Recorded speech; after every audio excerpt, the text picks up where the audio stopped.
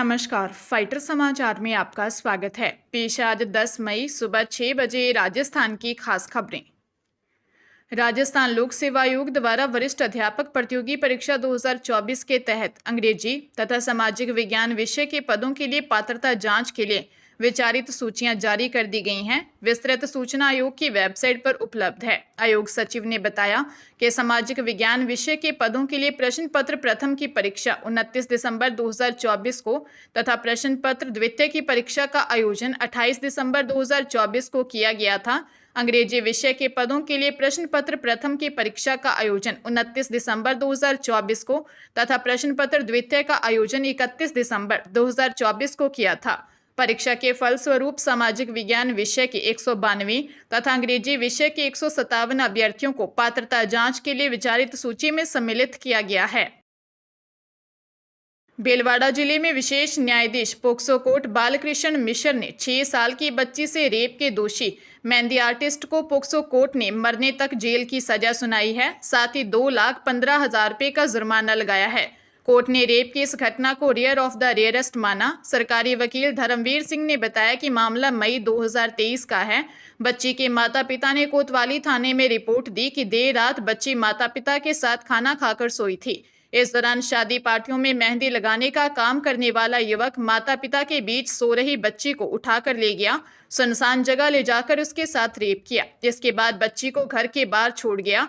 Police ने medical board से उसका मेडिकल करवाया। पुलिस ने सीसीटीवी कैमरों के फुटेज को चेक कर आरोपी को डिटेन कर लिया और जांच पूरी कर आरोप पत्र कोर्ट में पेश किया।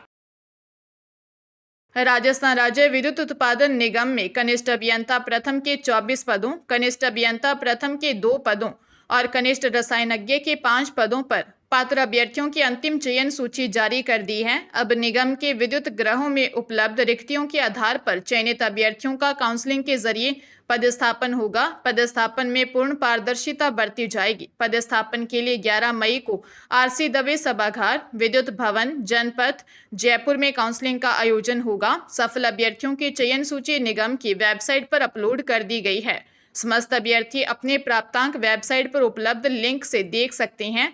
इस संबंध में सभी चयनितों को एसएमएस एवं ईमेल पर भी सूचना दी गई है। हरियाणा के रेवाड़ी में पुलिस ने प्लॉट बेचने का झांसा देकर 24,94,000 रुपये की ठगी करने के मामले में आरोपी खडगवास निवासी विवेक कुमार को गिरफ्तार किया है, जो 6 साल से फरार चल रहा था। पुलिस इस मामले में एक आरोपी चंद्रकांत को पहले ही गिरफ्तार कर चुकी है। रेवाड़ी पुलिस के अनुसार लुखी निवासी महिला सुशीला देवी ने रिपोर्ट दी कि उसके पति शिक्षा विभाग से अप्रैल 2016 में सेवानिवृत्त हुए थे। उनके गांव के चंद्रकांत का उसके पति के पास अच्छा आना जाना था। चंद्रकांत ने उसके पति के साथ रेवाड़ी में प्लॉट दिलाने के लिए बातचीत की थी। आरोपी विवेक ने रेवाड़ी के रामगढ़ रोड पर एक प्लॉट दिखाया। विवेक ने उक्त प्लॉट की कीमत 24,94,000 रुपये वसूल पाकर एक इकरारनामा किया, जिसके बाद न उक्त प्लॉट की रजिस्ट्री करवाई और न ही उनके रुपए वापस दिए। चंद्रकांत व विवेक ने मिलकर ठगी की थी। पुलिस आरोपी से पूछताछ कर रही है। राजस्थान हाईकोर्ट ने इलेक्ट्रॉनिक ट्रांजैक्शन से ग्राहक के बैंक खाते से 58,93,000 रुपये के साइबर फ्रॉड मामले में बैंक की जवाबदेही मानी है। कोर्ट ने बैंकिंग लोकपाल की ओर से प्रार्थी ग्राहक को केवल 15,60,000 रुपये दिलवाने के आदेश को गलत मानते हुए बैंक को निर्देश दिया कि बाकी की रकम ग्राहक को ब्याज सहित दें। हाईकोर्ट ने कहा कि आरबीआई के सर्कुलर के अनुसार यदि ग्राहक 3 दिन में बैंक से अनाधिकृत लेन देन की शिकायत दर्ज करवाता है तो बैंक उसके रुपयों की सुरक्षा के लिए जिम्मेदार है। बैंक अपनी जिम्मेदारी से पीछे नहीं हट सकता। केंद्रीय वित्त विभाग व आरबीआई ग्राहकों की मेहनत की कमाई की सुरक्षा के लिए कोई ठोस उपाय करे। यह आदेश जस्टिस अनूप कुमार ने राकेश तोतुका की याचिका पर दिए। अदालत ने कहा कि सोशल मीडिया कंपनियों सहित उन सभी अपराधियों के खिलाफ सख्त कार्रवाई की जानी चाहिए जो हर व्यक्ति का डेटा बेच रहे हैं और उसका दुरुपयोग साइबर अपराध के लिए विभिन्न तरीकों से कर रहे हैं।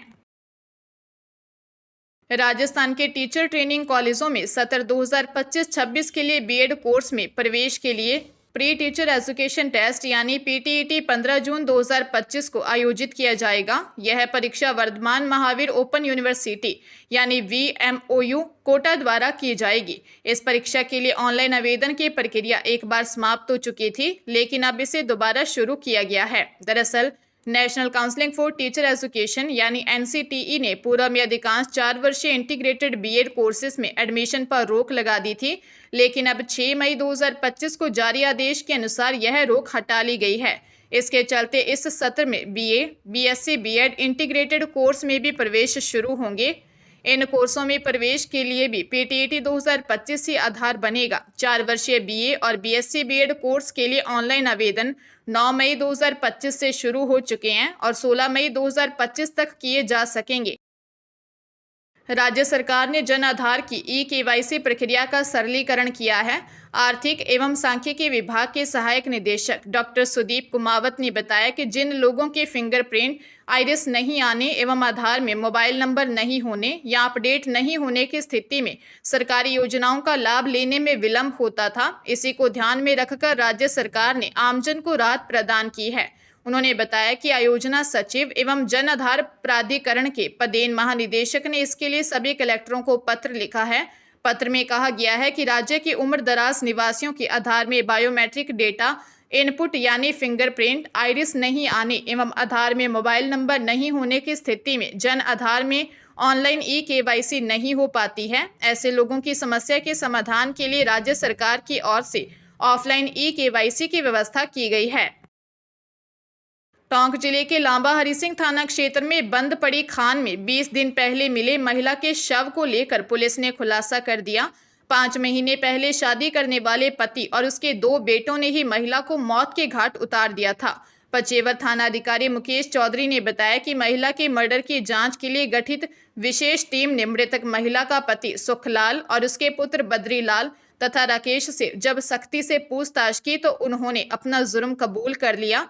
आरोपियों से पूछताछ में सामने आया कि महिला का मर्डर गहने लूटने के लिए किया गया। दरअसल 18 अप्रैल को शाम को लांबा हरिसिंह थाना क्षेत्र के नया गांव के पास बंद पड़ी खान में महिला का शव मिला था।